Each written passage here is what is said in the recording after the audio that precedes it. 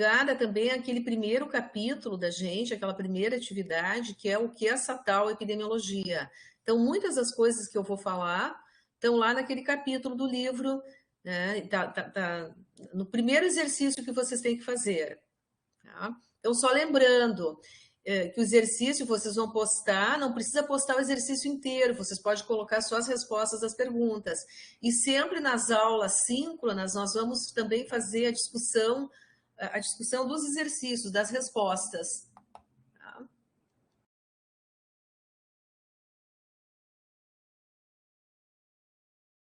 Então, eu começo sempre essa aula, né? A primeira colocação é que a epidemiologia, como um estudo, um modelo, um modo de estudo, ela é bastante recente. O conceito de epidemiologia, o nome epidemiologia. Só que, se a gente pensar na epidemiologia como a forma das populações, né, tentarem controlar as doenças, né, estudarem as doenças e estabelecerem mecanismos de controle, ela é muito antiga. Ela é muito antiga. Desde épocas muito remotas, a humanidade, frente às doenças, frente aos acidentes, os agravos, sempre procurou algum meio, né, de evitar, de enfrentar isso. Às vezes, esse meio era religioso, misturando com a religião. Né? Muitas vezes, aliás, isso era misturado com a religião. E eu sempre começo, então, essa apresentação falando na história do Esculápio. Né? Por que a história do Esculápio? Né?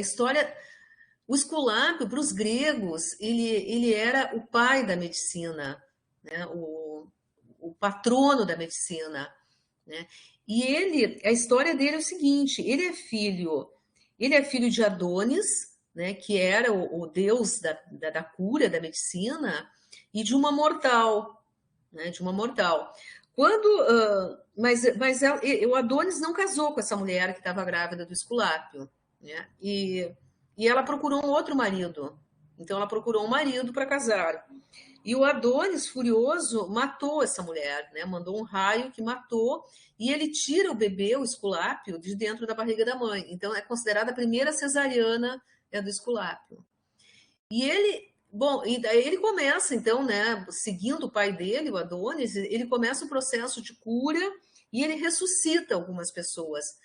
Então, o Adonis de novo fica furioso com ele e manda ele para os infernos, para o Hades, né? Então ele morre. Ele morre e depois ele ressuscita.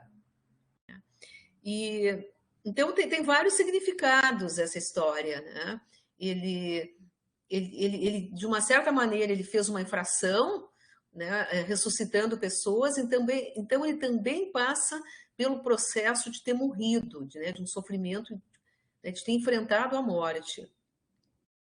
E quando ele é pequeno, como a mãe morreu, ele é criado por um centauro, né, um centauro chamado Quiron, e daí vem a palavra quiromancia, né, vem do Quiron, né, que pratica as artes da adivinhação, as artes da cura. E esse centauro, o centauro você sabe, né, um animal, embaixo ele é um cavalo e a parte superior é um homem, né, um ser mitológico dos gregos. Esse centauro ele tinha uma ferida que nunca fechava, né, que ele tinha adquirido na guerra, numa daquelas guerras que os gregos fizeram contra a Troia. E o fato dele ter uma ferida, aquele que cuida do cuidador, aquele que cuida do médico, né, ele é ferido. Né? Então, essa é a síntese, digamos, dessa história. Né? Aquele que cura é um homem, é um ser ferido. Né? Diferente da nossa medicina ocidental, que diz que a gente tem que ser neutro, que a gente tem que ser muito poderoso, que a gente tem que ser objetivo, que a gente não pode mostrar o sofrimento, não pode se apegar aos pacientes, tem que deixar lá fora o nosso sentimento. Quando a gente entra para tratar alguém, a gente tira isso tudo, né? Não pode se afetar, não pode se comover. Né? Diferente disso, para os gregos, aquele que tinha o poder de cura era aquele ferido. Tá? E eu acho essa história genial, gente. ela rompe com todos esses paradigmas objetivistas, positivistas, modernosos da objetividade. Né? Ele joga fora, ou seja, no processo de cura, né, paciente e curador estão juntos, né?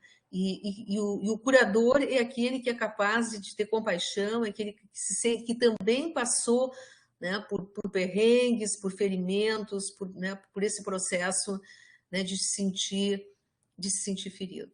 Então, eu sempre gosto de começar essa aula com essa história, né, porque esse é o nosso, né, um dos nossos patronos. Se a gente pensa em Omolu, por exemplo, né, que em algumas vertentes da religião africana se chama Chapanã também.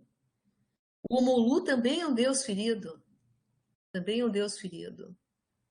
Ele tem, né, é o Deus que cura, tem o rosto tapado por várias razões, porque ele está ferido lá embaixo, porque a gente não pode ver, olhar de cara, né, um Deus, uma figura que tenha tamanha potência. Então, né, tem que ter um véu, tem que ter uma maneira, né, porque a gente pode até morrer quando né, quando olha o mistério, quando olha alguém com essa potência. Então, vocês veem, né, que tanto os gregos quanto os africanos, eles têm a mesma, claro que tem diferenças, né, mas em termos de estrutura, eles acreditam na mesma coisa, diferente, totalmente diversa da medicina ocidental. Né? Eu não entendo muito, nunca li muito sobre as práticas de cura dos indígenas, mas elas também, o pajé, né, aquele que tenha o poder de cura, ele não é um ser onipotente, todo-poderoso, né? Ele também está envolvido com a comunidade, com as pessoas, né, da comunidade, do povo dele. Então, diferente da medicina ocidental.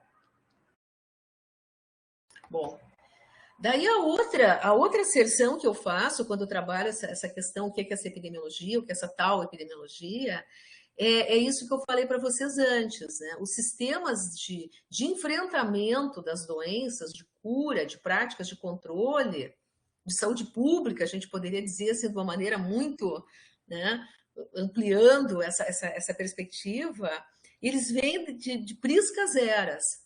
Né? Sempre houve um desejo, um esforço das comunidades humanas de controlar as doenças, de entender as doenças, de atribuir significados, né, e de enfrentá-las. Então, por exemplo, na antiguidade, na pré-história, havia muitas mortes nas caçadas. Né? Muitas vezes o caçador virava caça num processo de caçada, né? Eram manadas, né, de búfalos, de animais quase que selvagens, então muitos eram pisoteados, muitos morriam. Então, antes de uma caçada, né, aqueles grupos eles faziam um ritual de enfrentamento. Eles pintavam nessas cavernas os animais, né, como numa tentativa de adquirir a força daquele animal para poder enfrentar e lutar com o animal. E essas pinturas rupestres, elas são tão sofisticadas que elas estão lá inteirinhas. Né? Não, essa tinta continua a mesma, talvez tenha perdido um pouco de cor, mas quer dizer, 7 mil anos atrás, essas pessoas pintaram nas cavernas esses seres maravilhosos, né? Esses seres maravilhosos. Né? E a gente diz que nós que somos que eles eram primitivos e nós somos os desenvolvidos, né? Veja só. Né? Então, isso é completamente uma visão ocidental, uma visão, né, de um evolucionismo, né, que, na realidade, não fecha, né, com os diferentes povos, as culturas, com sistemas extremamente sofisticados, né, que as culturas tiveram na antiguidade. Então, muito longe de serem primitivos. E essa era uma prática de cura que eles adotavam. Aqui tem outras, né? E é muito arte moderna isso, né? Então, esses caçadores se movimentando, né, com essa elegância e com essa precisão, né, nos detalhes. Então, são pinturas muito lindas. Bom, depois eu volto um pouco para a Grécia, né? por causa desse conceito do epidêmico, né? Epidêmio, né? Acima, demos tem que ver com população. Então, algo que está acima, que está sobre a população, que visita a população. Né? Esse é o significado da epidemia. Né? Algo que vem, né? Vem e marca, visita, está ali. Né?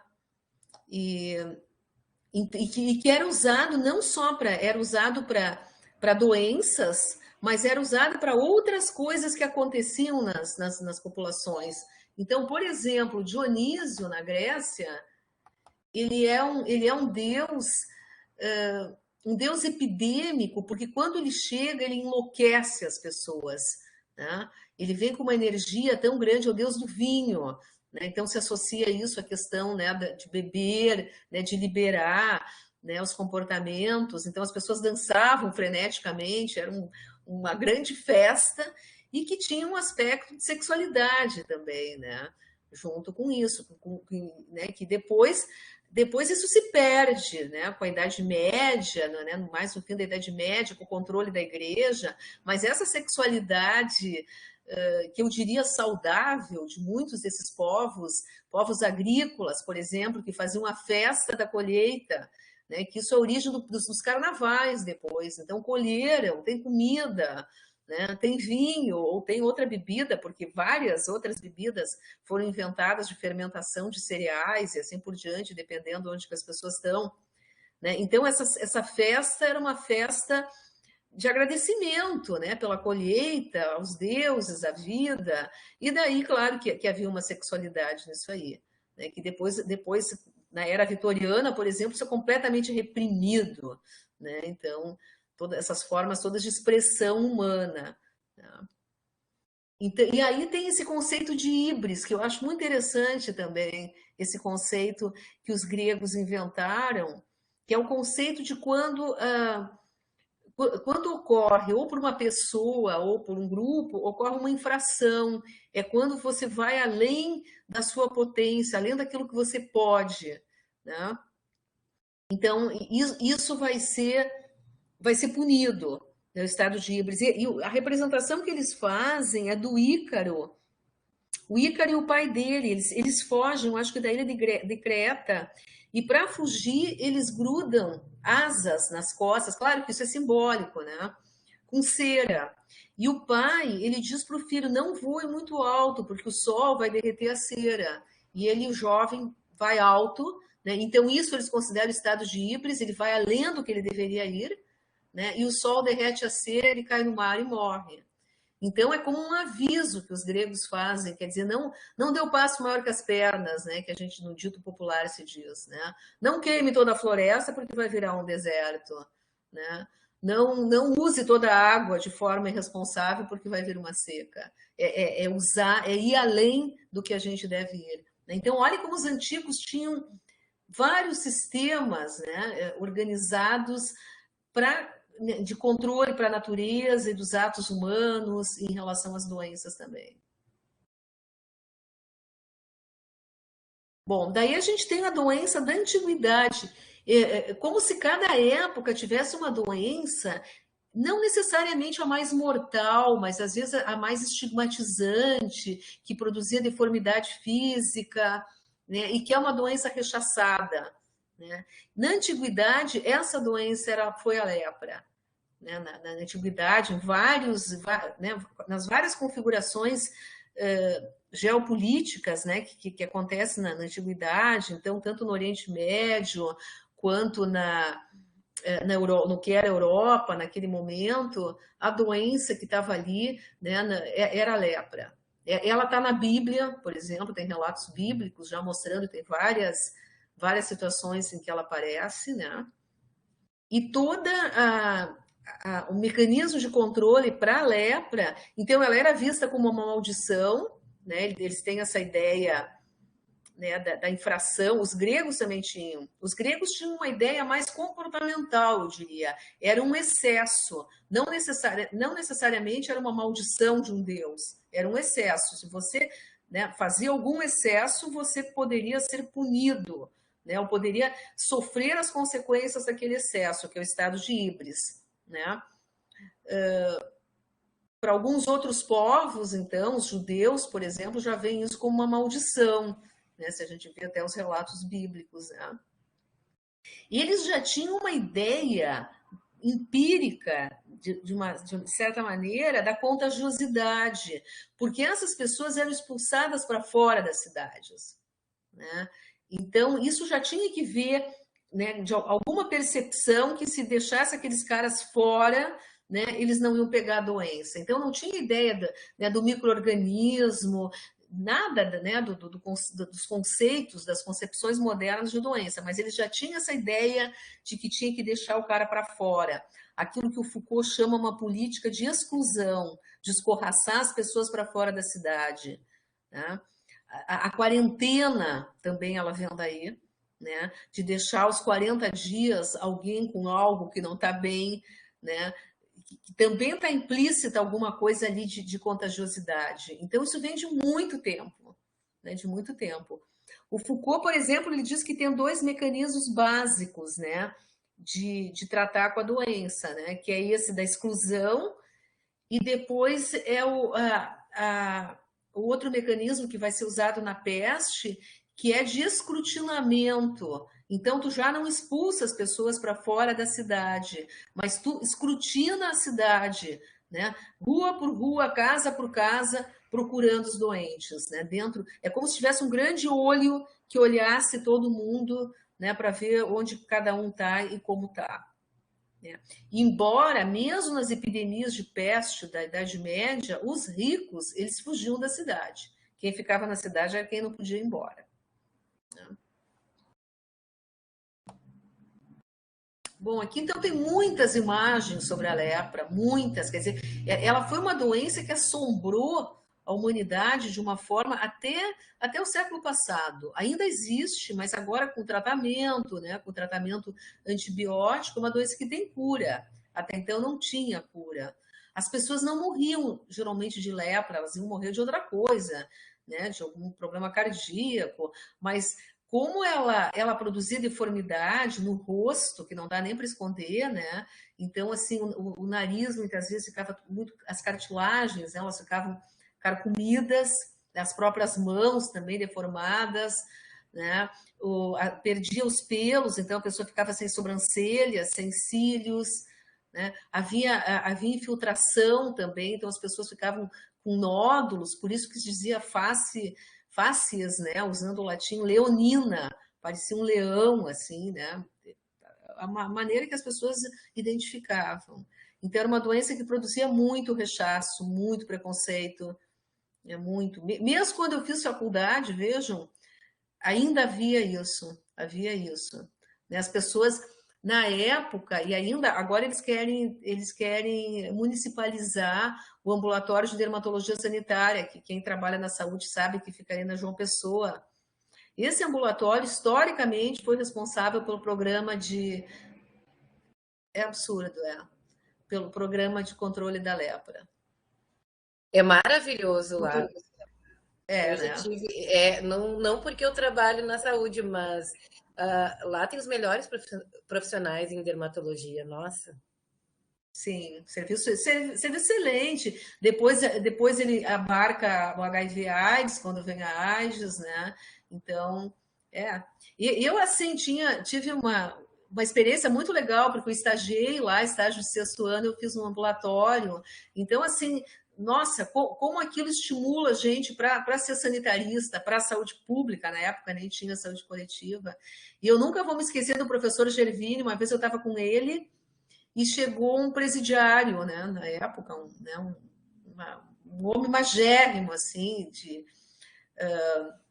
algemado, e com alguém, um guarda, né, com ele, e o professor Gervini disse assim, tira a algema.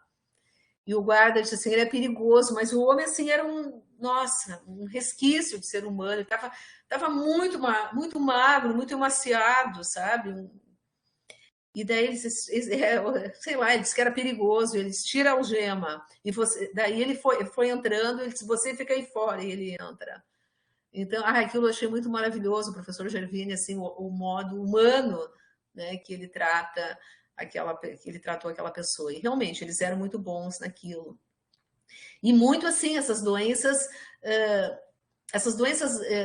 dermatológicas, mas da saúde coletiva, né? Agora, por exemplo, os dermatologistas eles estão muito em cima da questão estética, né? Não que, bom, a gente também quer melhorar a aparência, mas assim não fazem mais, não tem mais interesse. O meu dermatologista, que é daquela época, ele fica muito indignado cada vez que eu vou lá, ele faz uma preleção que de cada 30 residentes, 29 vão fazer cosmetologia e um vai para a saúde pública, então trabalhar, né, com HIV, com lepra, com essas doenças. Bom, eu fiz uma digressão aí, mas, né.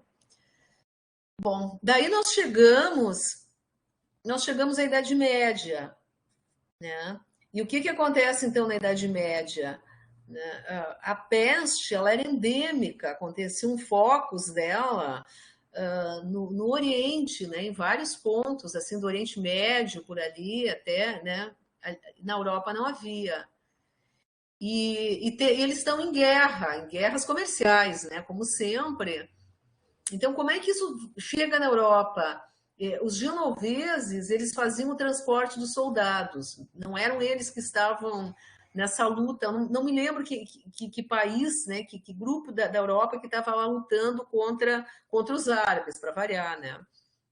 E daí, de repente, as pessoas começam a pegar a peste, que é uma doença, então, assim, eles chamavam peste negra, porque tinha esses bubões, que na realidade eram gânglios, né, que se enchiam de pus, depois eles supuravam, eles abriam, e a pessoa ficava toda tomada, né, por essas vesículas, esses bubões, que eram grandes vesículas com pus, que iam escurecendo, então por isso eles chamavam dessa maneira, né? Ela era transmitida, então, tanto por essa forma, né, pelo contato físico, né, com esses gânglios abertos, altamente infectantes, cheios de bacilo, quanto por via respiratória. Então, o que acontece? Os caras, quando veem que as pessoas começam a morrer, eles zarpam seus navios e voltam para a Europa, eles voltam para a Itália, norte da Itália, para Gênova, e eles levam a peste. E dela toma conta da Europa. São várias ondas, né? Na Europa, a Europa era um lugar muito com precaríssima higiene, se a gente compara com o mundo árabe. O mundo árabe era extremamente desenvolvido perto dos europeus, né? Foram eles que guardaram o que restou das bibliotecas dos gregos, a biblioteca de Alexandria.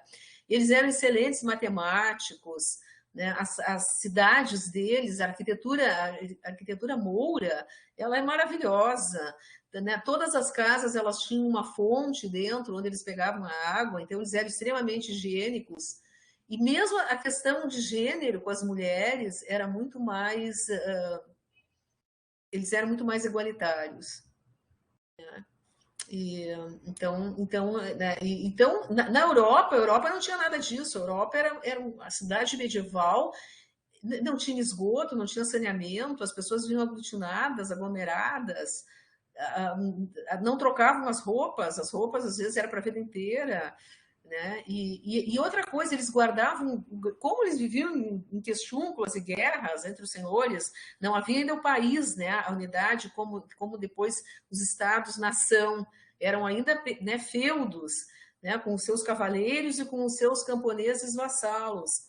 Eles não tinham silos para guardar o grão. Então, eles se amontoavam todos dentro do cerco daquela pequena cidade, né, porque estavam sempre em luta.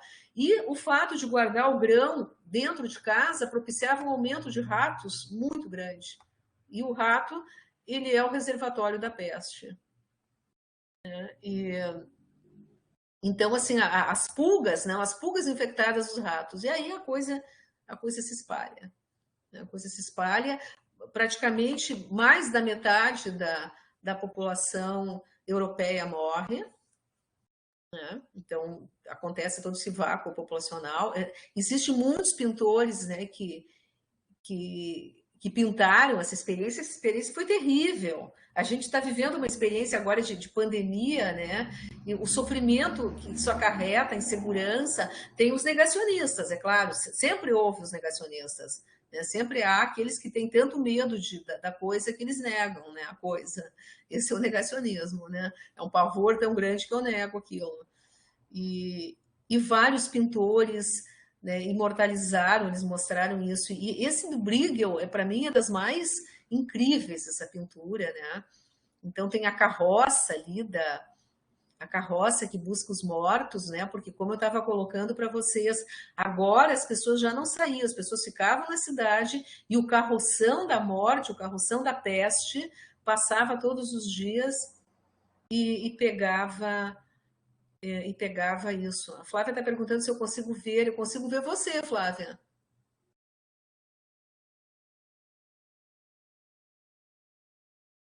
Nossa, não é desligar a câmera. Se ela não tá vendo, né? Não vou lhe deixar sozinha. Que bom, obrigada. Obrigada pela companhia. Muito obrigada.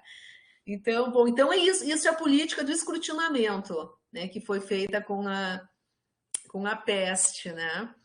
E os médicos, eles usavam olha que interessante, também o que que é, eles não tinham ideia ainda do agente biológico, né, do agente microbiológico, mas eles tinham ideia da contagiosidade, eles usavam uma máscara. Eles usavam uma máscara, tipo um bico, você já deve ter, eu tenho até uma foto, vou mostrar para vocês. Eu tenho uma amiga fotógrafa, então ela fotografou muito tempo atrás essa foto aqui, ó, que são as roupas dos médicos para o controle da peste. Eles estão vendo que tem tipo um bico, ó, uma máscara com bico e a roupa era de couro e um chapéu, ou seja, eles estavam todos paramentados e na mão eles tinham um bastão para empurrar o cara, para fazer distanciamento. Os médicos não morrem muito, mas os curas, os padres, eles morrem, porque eles não usavam a máscara, né? Olha a importância da máscara. Não tinham o bastão e eles acompanhavam os enterros. Então, a Europa ficou desprovida de padres nesse momento. Não sei se isso foi bom. Essa aqui também eu gosto muito. Ó. Essa aqui eu trabalhei na Epidêmio, né? Então eu trabalhei com vacinas, programas de vacinação. Esse Eduardo Jenner é o cara que vacina, né? Começa o programa de vacinação na Inglaterra. A China já tinha isso, os chineses são os que inventaram. Tá? Mas na Europa, isso é só no século XVIII que esse cara, né, começa esse programa de vacinação. Isso aqui é de um livro de história da medicina que a minha amiga fotografou para mim. Então, isso em relação à peste. Né? Então quer dizer que as primeiras vacinas foram na China? Eu estou ouvindo bem baixinho. Quem é que está falando? Nayeli, estou te ouvindo bem baixinho. Sim, Nayeli. Agora? Agora melhorou. As primeiras vacinas, então, foi na China? Sim, foi. Não sabia disso. Que interessante. Os chineses já faziam isso. Os chineses têm a homeopatia o igual cura igual, né? Esse princípio, né? O veneno, né? Ele pode o teu veneno te cura, né? É mais ou menos isso, igual cura igual. Então eles já tinham ideia e eles faziam por múltiplas picadinhas, né? Na pele, né? Então também em cima de pessoas que tinham a doença. A invenção é deles. Às vezes acontece como que uma eclosão, digamos, de um hábito em dois locais diferentes, sem que tenha um passado para o outro. Isso é uma coisa interessante. Né? Por exemplo, as pirâmides. Né? Se a gente vai ver essa construção de pirâmides, tem no Egito, tem no mundo maia, aqui na América, né? Tem vários locais. Tem gente que acha que eles vieram para cá, vieram de barco, coisa e tal, mas pode que tenham, ou que foram extraterrestres, que vieram e trouxeram tecnologia. Tem várias, né, concepções aí, mas são locais muito, muito distantes geograficamente. Né? Então, eu tenho essa teoria que às vezes a coisa eclode, né, nos vários locais, não é que um, né, tenha passado para o outro, sei lá, como se estivessem prontos para ter aquele insight, não sei. Bom, tem aqui os médicos, né? A coisa do charlatanismo também, isso vocês vão ver no filme O Sétimo Selo. O Sétimo Selo é epidemia de peste. Claro que é uma maneira. Alguém já viu? Alguém já olhou? Eu aconselho, ainda mais esse momento que a gente está vivendo, sabe? Ele é muito interessante, porque tem muitos mecanismos psicológicos que continuam os mesmos. Né? E assim, embora seja uma história metafórica, tem os personagens ali, né, que são inventados, ela traz muitos elementos interessantes para a gente entender a história das epidemias. Então, aqui os médicos, né, com as suas máscaras de bicudas. Aqui, isso que eu já falei para vocês, né, essa política de esquadrinhamento, né, que o Foucault coloca, do carroção da peste, que passava em todos os lugares, batia, e se tinha um corpo lá, as pessoas jogavam na carroça. Né? Os enterros eram em valas, como em vários outros momentos de epidemias. Bom, daí a gente tem o que a gente chama do advento da medicina social. Né? De novo, Foucault ele diz que a medicina ela começa social, né? E depois ela se torna uma relação, né, interpessoal. Ela começa social. E ela começa social, ele coloca esses 3 momentos na Europa do século XVIII, que talvez vocês já tenham até lido isso, visto com algum outro professor. Não sei se vocês chegaram a discutir isso com alguém. Já discutiram? Então vou passar meio por cima, né? Que é o urbanismo francês, a medicina de Estado alemã e a medicina da força de trabalho inglesa. Né? Então, são 3 momentos que as práticas médicas, as práticas de enfrentamento das doenças, são práticas sociais. Na França, é a cidade que é o objeto das práticas sanitárias. Né? Então, assim, as casas, né? As casas são demolidas para abrir grandes avenidas, que é o que depois acontece no Rio de Janeiro, do Rodrigues Alves, do Oswaldo Cruz, né? Isso que eles chamam de projeto higienizador, projeto higienista. Mas por trás desse projeto também tinha muito projeto de controle de população, né? Porque essas casas, esses cortiços, né, muitas vezes tinha muitos movimentos operários de pessoas descontentes com o regime, né, tramando, né, revoltas populares. Então, demolir esses locais onde a população pobre vivia e empurrar essa população para longe da cidade, né, também era um projeto que, digamos, o objetivo, aquilo que eles diziam, era controlar as epidemias, mas eles queriam controlar as revoluções, as insurreições, as revoltas populares. Né? Então, isso que estava acontecendo. Né? E com isso eles vão mexendo na cidade, eles mexem nos porões das casas, os porões já não são mais propriedade do dono da casa, né? As coisas subterrâneas são propriedades do Estado, né? As minas, os mananciais de água, né? A parte de metais preciosos, isso já não pertence ao dono daquele terreno, daquela terra, isso pertence ao Estado. Né?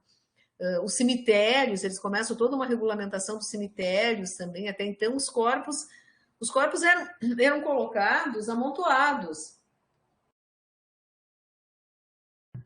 Porque para o cristianismo, né, no juízo final, cada um ia achar o seu corpo e ia sair.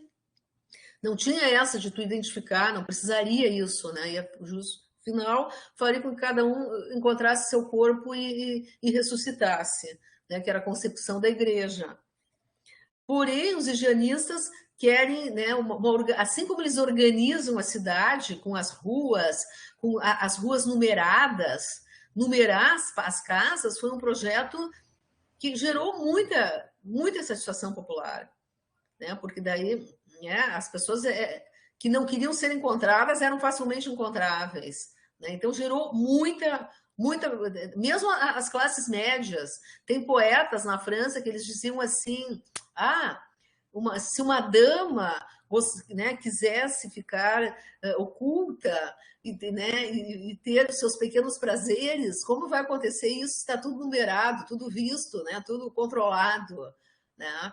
Então, é todo esse processo de controle das pessoas. Isso é um projeto de controle das pessoas. Né? Então, a gente vai ver o que está acontecendo nesse momento na França. Né? E cada vez nós estamos mais controlados. Né? Então as ruas, né? A numeração das casas, Também há um momento que tem uma separação, no Brasil isso acontece com a República, né? Nas estatísticas vitais, né? Os nascimentos, os casamentos e as mortes, né? No Estado religioso, quem fazia isso era o clero, né? E pagava para isso, as pessoas pagavam, né? Um dízimo, alguma coisa assim. No momento da Revolução Francesa, né? Isso se extingue. O país se torna um Estado laico e começa o registro civil, né? Nascimentos, mortes, casamentos, né? Passam para o registro civil. Isso no Brasil acontece com a República. Né? E isso é uma maneira de controlar as pessoas, de saber quantos braços a gente tem para segurar né? Quantos soldados possíveis eu vou ter. E isso começa com a organização da nação, né, com a modernidade, com o projeto da modernidade, que os Estados-nação europeus se configuram como tal. Até então era tudo uma colcha de retalhos. E isso aí estou com todas as repercussões no campo da saúde que a gente está vendo. Tá? A medicina de Estado alemã, ela é uma medicina toda voltada para o controle de todos os elementos dentro da sociedade que podem causar doenças. Tá? Então, assim, eles fazem todo um controle dos alimentos, como que os alimentos são processados, né? Como que eles são vendidos, né? Quem que está fazendo isso, é vigilância sanitária, que vocês vão ver lá no quarto semestre. Isso aí começa em fins de 1700, né? Com a unificação dos burgos alemães, a unificação da Alemanha, eles organizam isso tudo. Tá?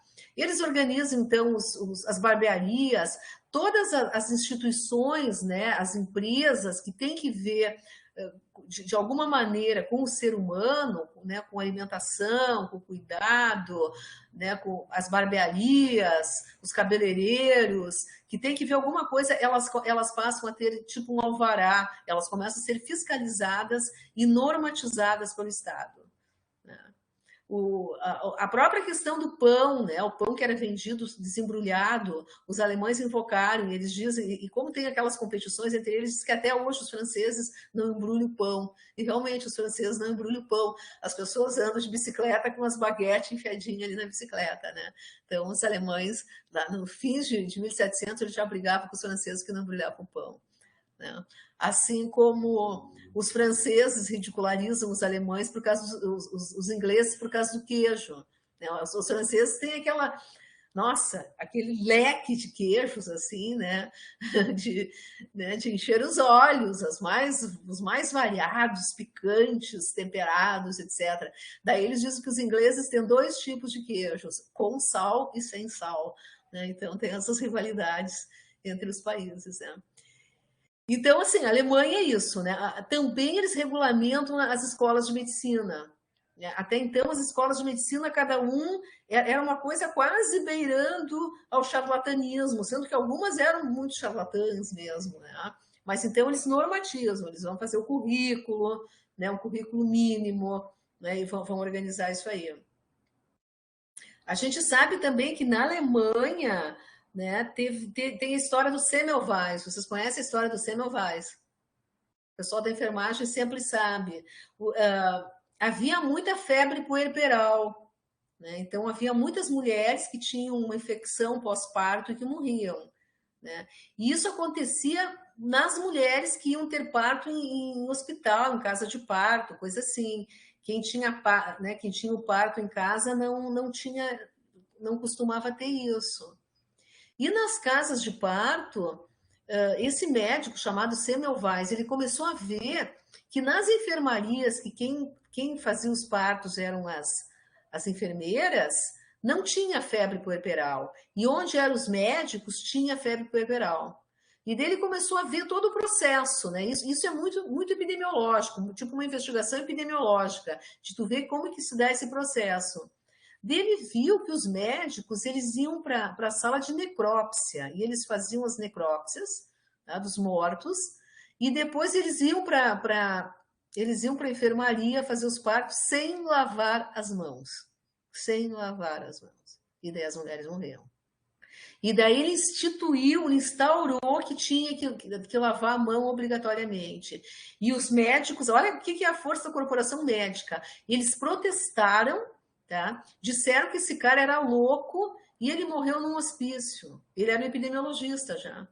E ele mostra, né, uma coisa que para nós é óbvia, né? E bom, morreram muitas mulheres. Olha as vítimas, né, das mais variadas situações, né, mas as mulheres, né, as mulheres. Nada mudou, né? Então essa foi a medicina de Estado alemã, mas mesmo assim ela fez muitos avanços em termos de higiene sanitária, com os alimentos, com os cursos de medicina, com as casas, né, que tinham que ver, né, a venda de medicamentos, as farmácias, as boticas, né, ela conseguiu né, normatizou muitas coisas. Né. Bom, e na Inglaterra, essa terceira vertente é a medicina da força de trabalho. Então, na Inglaterra mudou, a configuração foi diferente. Ela começa, assim, se a gente vê até o fim do século XIX, a expectativa de vida da população mundial era muito baixa. As pessoas viviam em média 50 e poucos anos. Se a gente pensa que agora, né, no Brasil estava 76, vai diminuir com a Covid, né? Mas, quer dizer, grande parte dos países atualmente, a expectativa de vida é maior que 60 anos. Mesmo o Haiti, quando eu estive lá, a expectativa de vida era 62 anos, 64 para as mulheres. É um país espoliado, né, de todas as maneiras pelo mundo ocidental. E as pessoas sem atenção médica, com problemas alimentares graves, mas mesmo assim, 50 anos é fim do século XIX. Tá? E daí tem autores que dizem que nesse momento, né, e isso, graças a essa medicina de força do trabalho, aconteceram uma série de legislações de proteção à força de trabalho. As crianças, por exemplo. Até então, o trabalho infantil na Inglaterra era praxe. As crianças trabalhavam em minas. Eram muito... como é que eu vou dizer? Eram muito esperados que trabalhassem em minas, porque daí os caras não faziam os canais, né, as galerias tão largas, né, faziam as galerias estreitinhas, as crianças iam lá, né, cavocar o carvão para trazer para fora, né? Então essas crianças sofriam muito de raquitismo, né? Não pegavam sol, comida horrível. O regime de trabalho era 14 horas diárias. Né? As mulheres pariam e iam imediatamente para as fábricas, voltavam a trabalhar, não tinha nada de licença maternidade. Muitas dessas mulheres, elas deixavam as crianças com uma mamadeira, né, no berço, sem ninguém que cuidasse, não tinha creches, não tinha nada, todo mundo tinha que trabalhar. Muitas crianças morriam afogadas. Né? Então, os caras dizem que o que acontece na Inglaterra é algo que se chama revolução vital. Né? A diminuição da jornada de trabalho, a diminuição, praticamente a erradicação, né, do trabalho infantil, as escolas, as creches, né? Uma série de legislações protegendo então a mulher, a maternidade. Né? Isso fez com que a expectativa de vida da população aumentasse. E não apenas os medicamentos, como muitos querem dizer. Os medicamentos eles vêm depois. Né? Isso, a melhoria do salário dessa população trabalhadora, isso permite que as pessoas morem melhor, comam melhor, né? Diminuição da jornada, descansem melhor. Né? Então, isso aí melhorou a saúde da população inglesa. Então, e vocês veem que são ações sociais, né? Todas elas são ações sociais, com diferentes matizes, né? Mas todas as três, elas mexem na sociedade como um todo.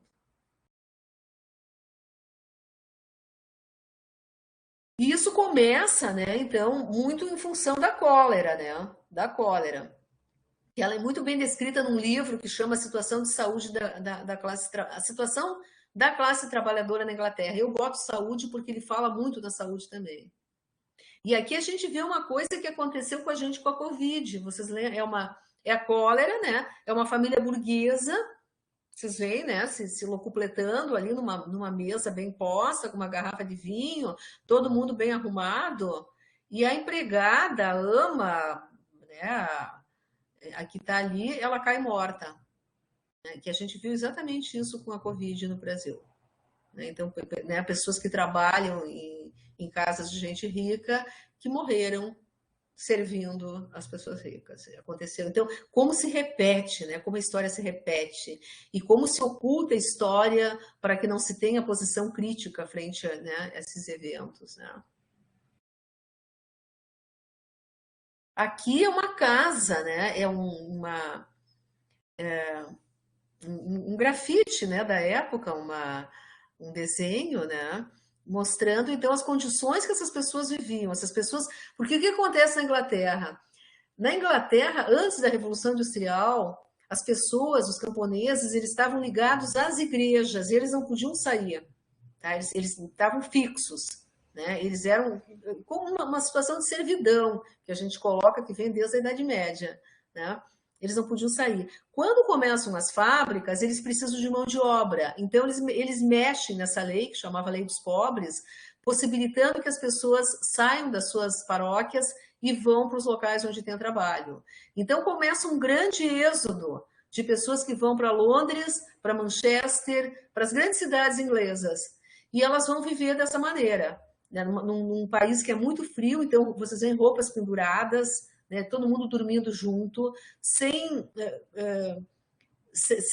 banheiros, então as pessoas deviam né, fazer as necessidades em alguma lata, em algum negócio assim, depois jogavam na rua, cozinhavam nesses locais, bebês, casais, gente solteira. Então isso também mudou muito os hábitos, os hábitos de acasalamentos sexuais, né? As mulheres começaram né, homens e mulheres começaram a transar, as mulheres engravidavam, daí já o namorado não tinha mais, quer dizer, aquele moralismo anterior que as famílias eram constituídas, né, e isso também dava uma certa garantia para as mulheres, né, para as famílias, para as mulheres, em termos de alimentação dos filhos e coisa e tal. Aqui não, começam então as mulheres terem que se virar sozinhas, né, nesse sentido. Aqui um outro quadro em relação a essa situação, de novo, de extrema pobreza, né? Extrema pobreza. Uma mulher doente, um marido desolado, olhando para um ponto fixo do lado dela. A gente não sabe se ela está viva, se ela está morta. Né? Bom, e daí vem essa história, então, né? Essa análise da cólera em Londres, né? Quem faz é esse médico, né, chamado John Snow. Na realidade, não existiam sanitaristas, né, nem epidemiologia. Aí é quando se usa o termo epidemiologia pela primeira vez. Tá? Com esses médicos, né, encabeçados pelo Snow, esse que a figura está aí, né, e que faz esse estudo da epidemia de cólera em Londres. Então, a partir de então, eles começam a se denominar epidemiologistas. Né? Surge essa ciência, esse estudo, né? A gente não considera a epidemiologia uma ciência, ela é um estudo, né? É um modelo de estudo que se preocupa, né, em trabalhar, identificar as doenças nas populações. Então, até então, não existe a concepção, né, a concepção de transmissão de doenças da Idade Média, que vem até aí, da teoria miasmática. Né? As doenças são causadas por miasmas, que são maus ares. Né? O Snow, ele lança uma ideia que há partículas na água, que são pequenas partículas, né, que depois a medicina microbiana vai dizer que são os micróbios, né? E essas pequenas partículas são responsáveis por transmitir a doença. E ele começa a pegar os dados de pessoas que morreram nos batistérios, aquilo que eu coloquei para vocês. Na Inglaterra, até então, não havia registro civil. Né? As pessoas que nasciam, morriam e casavam, quem tinha esses dados eram as paróquias. E ele mapeia, né, o mapa de Londres, né? Então ali a gente está vendo o mapa de Londres na época. Alguns locais, assim, as bolinhas são muito maiores, ou seja, a gente diz que são surtos dentro da epidemia. Então, isso tudo ele estuda. E ele estuda também a configuração dos casos em relação ao rio. O rio, na parte norte, era o rio mais limpo, né? Ele desce para o sul. No sul, como ele vai recebendo todo o esgoto da cidade, ele está mais poluído. Então ele começa a ver, são duas companhias de água, de abastecimento de água, que davam, né, que forneciam água para a população de Londres naquela época. E ele vê que no norte, onde o rio estava menos poluído, a relação de casos, né, em relação às casas, eles não tinham população total, mas ele tem o número de casas. Né? Então, quando divide o número de casos pelo número de casas, né, a relação foi melhor do que no sul, né, onde o rio estava mais poluído. Então, esse é o trabalho deles, que é ainda o que a gente faz. Hoje em dia também, vocês lembram quando começa a Covid, que as pessoas começam a falar número de casos na China, número de casos na Irlanda, número de casos nos Estados Unidos, quer dizer, um país que tem 200 milhões de habitantes e outro que tem 1,5 bilhão de habitantes, não dá para a gente ver só o número de casos, a gente tem que fazer a relação dos casos com o número de pessoas que estão expostas ao risco naqueles locais. E esse é o princípio básico da epidemiologia, é trabalhar com taxas, né, relacionar o número de casos com a população exposta ao risco de adoecer.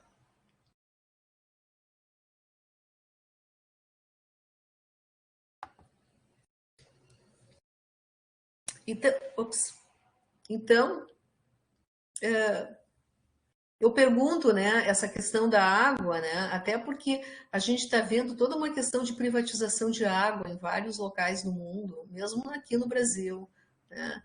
E a privatização da água significa a volta dos velhos males, significa voltar a cólera, crianças com diarreia, muitas pessoas tomando água, né, contaminada. Isso aconteceu na Índia, quando privatizou a água. Né? Na Bolívia, 20 anos atrás, quando aconteceu o início do governo Evo Morales, foi exatamente isso. Em Cochabamba, eles queriam privatizar a água, né, e as pessoas se rebelaram contra isso, porque a água é um bem essencial. Né? Se privatiza, fica caro e as pessoas não podem mais tomar água. Né? E daí as pessoas se rebelaram.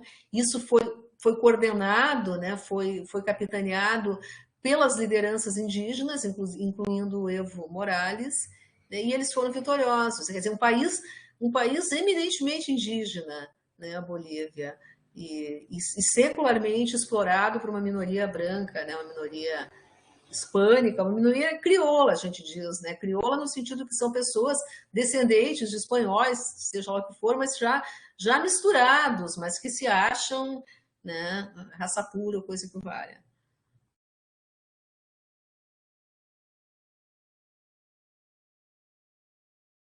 Então, aqui a questão da Covid, né? E a pergunta, né? O que é essa tal epidemiologia? Que era a nossa pergunta de hoje, né? Então, chegamos ao conceito atual de epidemiologia. Né? Então, partindo de quebrar a palavra etimologicamente, epidemos, logos. Né?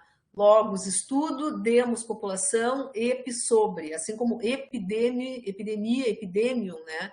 É sobre a população, aquilo que marca, aquilo que vem, né, atinge a população. A epidemiologia é o estudo sobre aquilo que atinge a população.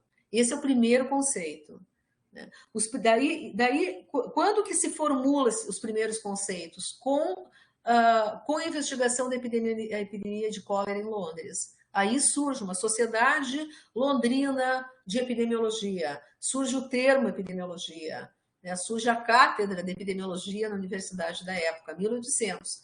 Mas o que eu coloco para vocês é que as práticas de controle já havia desde muito antes. Né? Então, ela começa formalmente agora, mas ela tinha toda a história da humanidade atrás dela. Os primeiros conceitos e usos, né, da epidemiologia têm que ver com doenças transmissíveis. Por quê? Essa população que vivia em média 50 anos, as coisas que mais afetavam essa população eram as doenças transmissíveis. Essas pessoas nem viviam o suficiente para ter doenças não transmissíveis, né? Morriam antes. Com a mudança do perfil epidemiológico da população, com o aumento das não transmissíveis, a epidemiologia vai ampliando o seu escopo. Então, os primeiros conceitos diz que é o estudo das doenças transmissíveis, estudo da distribuição, né, das causas das doenças transmissíveis. E depois você vai abrindo, inclusive condições fisiológicas, a epidemiologia atualmente se preocupa. Ela pode fazer levantamentos antropométricos de populações, também como um estudo epidemiológico. Então, o conceito mais atual é esse, é o estudo da distribuição e dos determinantes da saúde da doença nas populações. Se a gente estuda só a distribuição, se a gente estuda, por exemplo, a doença, né, e os determinantes dessa doença em pessoas apenas, em indivíduos, a gente vai estar trabalhando com a clínica. E se a gente estuda só as características da população, a gente está trabalhando com a demografia, que são áreas correlatas, né? São campos correlatos que a gente utiliza. Tá? Mas então a epidemiologia ela tem que ter essa preocupação com as populações.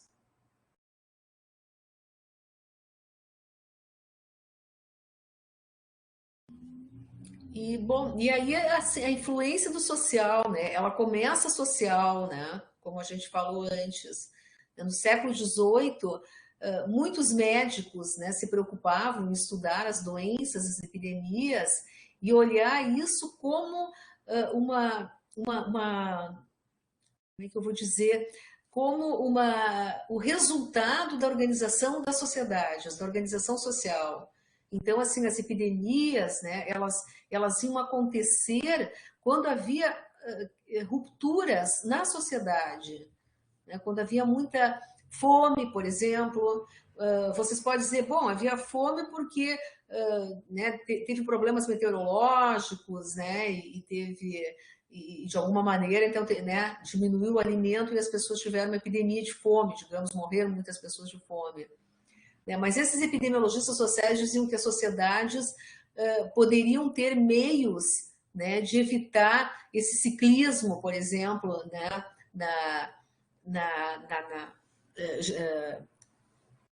meteorológico, né?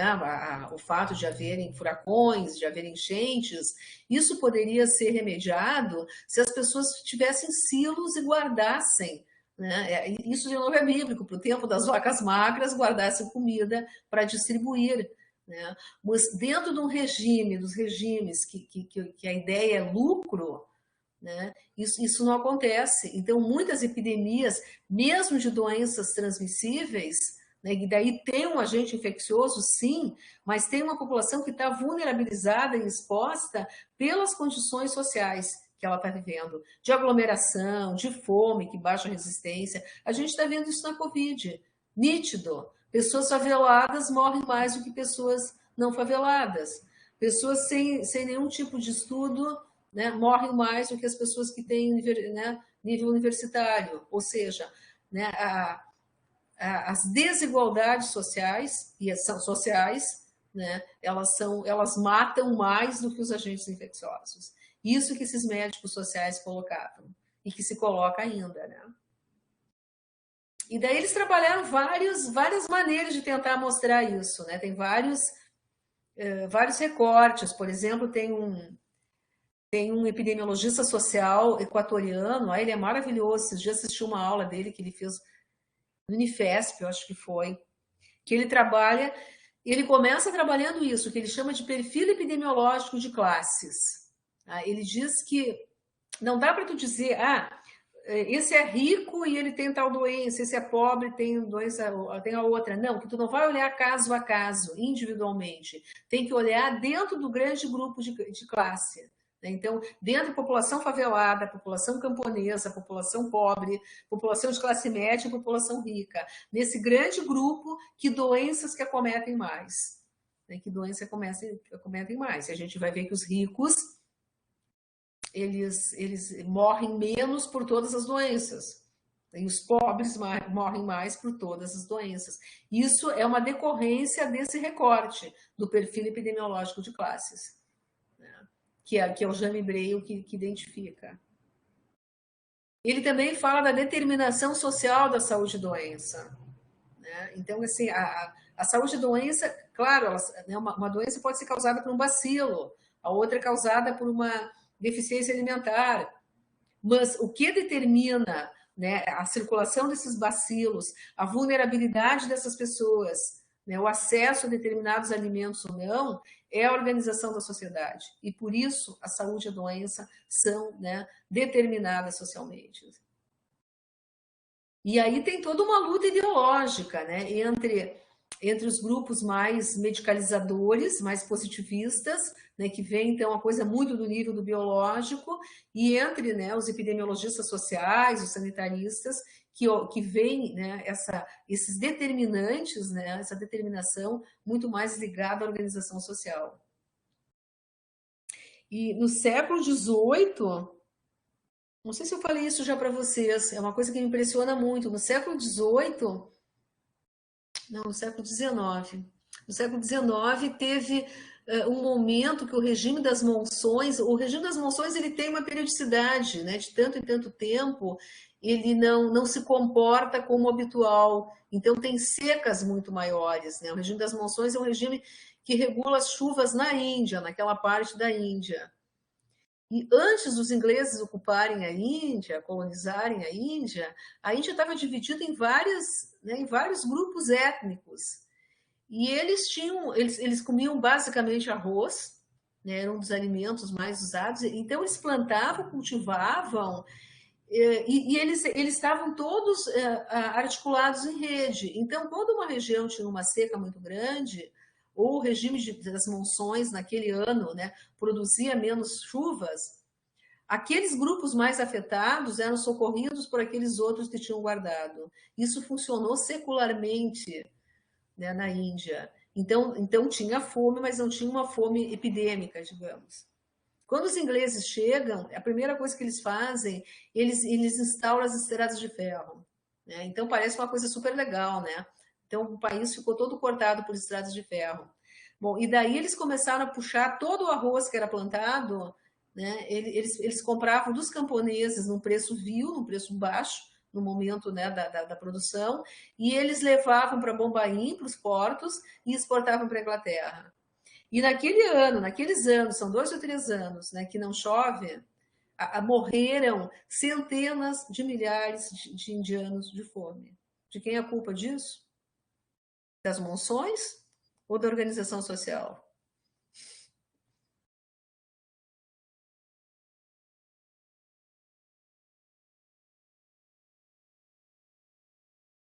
Então, essa é a determinação social da saúde da doença.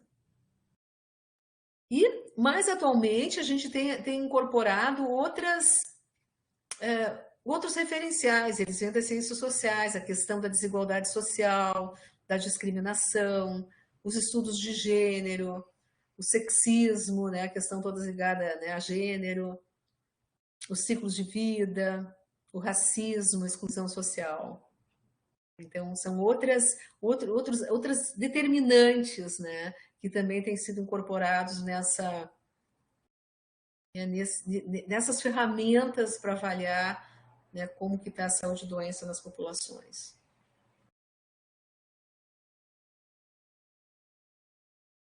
Aqui eu mostro um pouquinho a coisa das artes, né?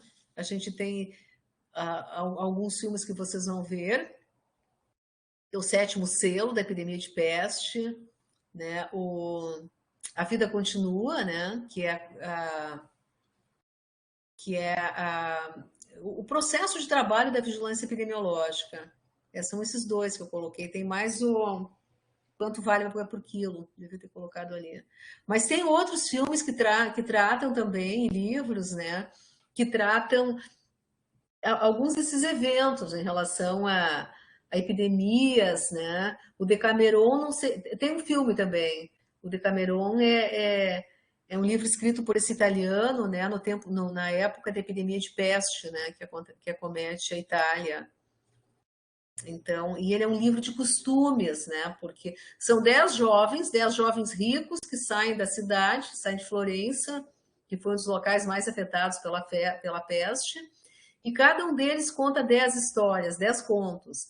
E ali eles falam da organização sanitária, né? Eles falam a gente vê a cidade medieval com todos os seus problemas de saneamento, etc. Tem muitos que são muito picantes, né? Ele fala bastante de sexo também, né? De histórias que tem que ver com, né? Com namorados, com amantes, né? Isso tudo no momento que está acontecendo a epidemia. O Prof. Homem-Elefante é outro. Diga, Flávia. Não, eu ia dizer que eu não vi aqui, não reconheci, eu não lembro o nome do filme que eu comecei a assistir, que é nos Estados Unidos, que é sobre a sífilis, sobre o estudo não terminei ainda, sobre o estudo da sífilis Cobaias. da população negra lá. Tem razão, tá faltando, eu tenho que botar ele ali. Tem um ali que não apareceu, não sei porque, não sei o que eu coloquei ali, tá? Vocês estão vendo que tem uma tarjinha verde? Ali era um filme ou um livro, não me lembro mais o que eu coloquei que não aparece. Mas eu acho que o Cobaias é melhor de ser colocado, sim. Algumas sugestões. Não necessariamente as sugestões que estão lá no exercício de vocês, né? Aqui tem outras. O Germinal é um livro interessante também, porque ele mostra as condições dos operários de Minas, também na Revolução Industrial, né? Condições de absolutamente de exploração, né? De falta de segurança no trabalho, de doenças, né? Nas minas é muito as doenças pulmonares, né? Por impregnação de carvão, as pneumoconioses, então, a literatura, né, o cinema, eles nos ajudam muito a trazer exemplos e relatos. Isso é muito, né, enriquece, diversifica e torna mais leve, né, o nosso estudo quando a gente consegue relacionar, né, com uma obra cinematográfica. Essa apresentação tá lá no mudo de vocês, tá? Eu vou botar o cobaia, porque ficou faltando. Você tem razão, Flávio.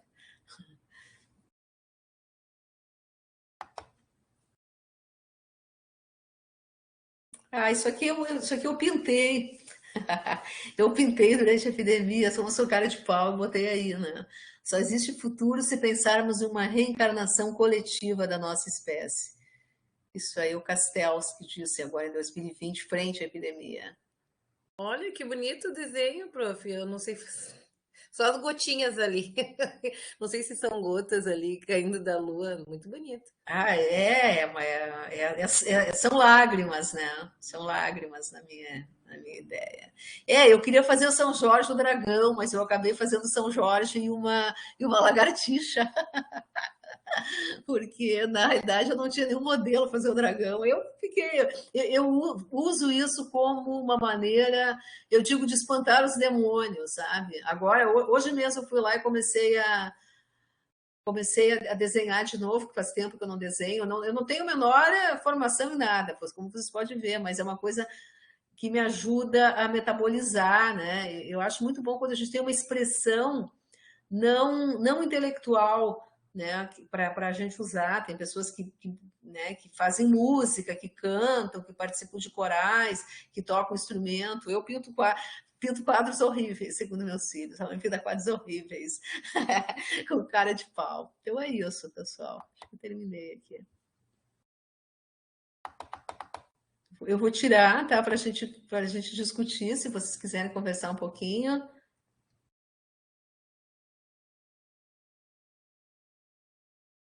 Prof, eu tenho uma dúvida. Eu estava lendo, né, o material que estava disposto lá no Moodle, e ali tem uns exercícios, certo? Esses exercícios, eles são, assim,